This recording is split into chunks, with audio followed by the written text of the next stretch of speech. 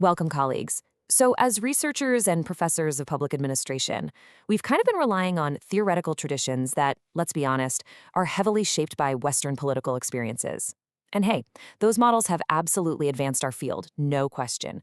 But we have to ask ourselves, are they actually universal? In today's Explainer, we're going to challenge those dominant paradigms and really look at the urgent need to build a genuinely global body of knowledge, one that actually integrates the rich, culturally embedded realities of the Global South. To do that, we're pulling from a phenomenal 2026 special issue of the Asia-Pacific Journal of Public Administration.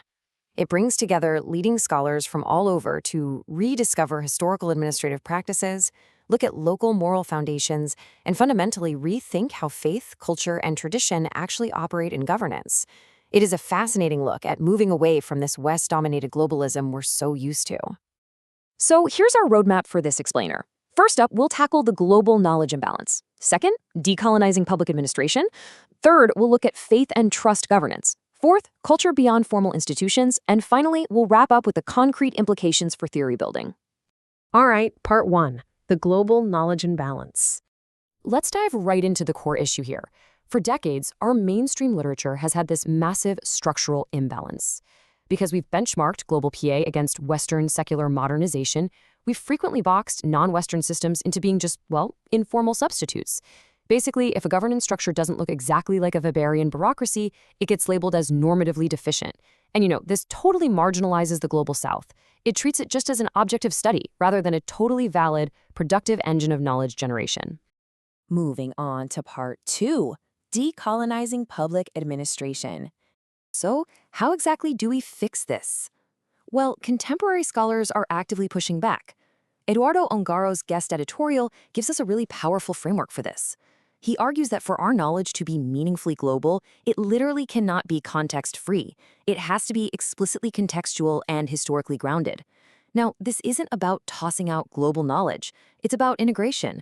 Ongaro is calling for us to combine global North and global South perspectives to build truly comparative frameworks that respect local, societal, religious, and political arrangements over time. And Heidi Jane Smith brings in a really crucial theoretical distinction here, drawing on Latin America's unique history of hybrid church-state relations.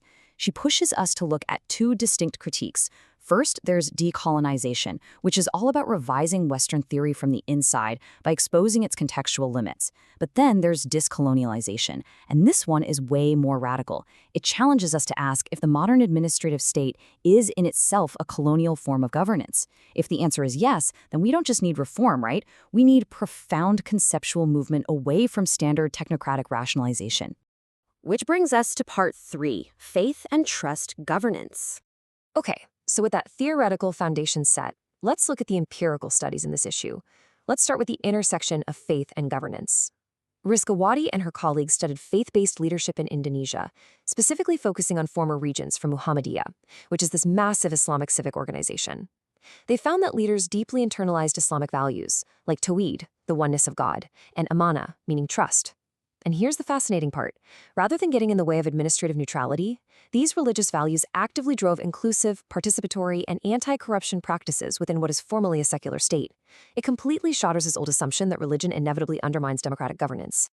And that actually leads us right into a major conceptual challenge. Because as scholars mostly trained in global North paradigms, we usually operate on this baseline assumption. Does corruption inevitably weaken institutional trust? Well, Mahmoud ran a large N comparative analysis across South Asia, and the results reveal an absolute paradox. In Bangladesh, Nepal, and Sri Lanka, perceived corruption is sky-high, yet institutional trust remains persistently high too. Regression analyses prove that corruption simply does not predict trust in this region. Why? Because trust here is heavily shaped by social norms of obedience, historical authoritarian legacies, and heavy administrative burdens that limit political choice. It's a highly conditional, fragile kind of trust. But it proves, without a doubt, that we can't just copy and paste Western models of trust formation onto the Global South. All right, section 4, culture beyond formal institutions. Let's look at how culture operates completely outside standard bureaucratic structures, because governance obviously isn't just what happens inside government buildings.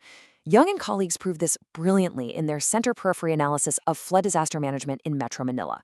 When you look at state-driven relocation efforts, sure, they might look administratively efficient on paper, but in reality, they frequently aggravate power asymmetries and exclude the most vulnerable people.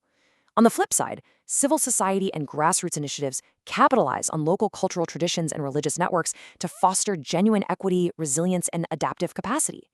It is such a stark reminder that technocratic, top-down models often fail exactly where embedded cultural traditions succeed. Expanding the boundaries of our field even further, Ralph and Azar studied Swat Pakistan, showing how culture actually serves as a mode of governance and resistance. In the face of violent extremism, poetry, art, and cultural practitioners became these essential informal mechanisms for creating public value. By rebuilding collective identity through art, local cultural rationalities literally acted as a legitimate governance mechanism. It really challenges our heavily state-centric ideas of how public administration actually functions in developing contexts. But here's a really crucial point. Even when we examine formal human resources inside the Global South, our standard theoretical expectations often fall totally flat. Chima and colleagues applied self-determination theory to elite civil servants in Pakistan. Now, they found that fulfilling basic psychological needs like autonomy and relatedness did significantly reduce turnover and tension. But here is the shocker for us PA theorists. Public service motivation, or PSM, a darling concept of Western HR literature, it did not empirically mediate turnover and tension in this context at all. None. It's a huge warning sign against just blindly generalizing our motivational assumptions. Finally, Section 5, Implications for Theory Building. So what are the concrete takeaways from all this empirical evidence for our own theory building? Moving forward, as researchers, we really have to recognize that there is no single Global South. There are multiple Global Souths, each shaped by incredibly diverse historical and institutional pathways. We've got to shift toward contextual-driven conceptualizations. Basically, we need to stop viewing institutional differences as annoying methodological inconveniences and start treating them as logically productive for comparative research. Ultimately, we have to acknowledge that governance in the Global South often functions through these complex hybrid arrangements where formal administration intersects deeply with faith-based ethics and cultural norms. I want to highlight this incredibly powerful synthesis from the editorial team. They state, culture, faith, and tradition should not be treated as contextual noises, but as inherent elements of governance systems. Think about that. These aren't just pesky variables we try to control for in a regression model. They are the very fabric that enriches core administrative concepts like trust, leadership, and public value. So I'm going to pose this question directly to you, the experts shaping the next generation of public administrators.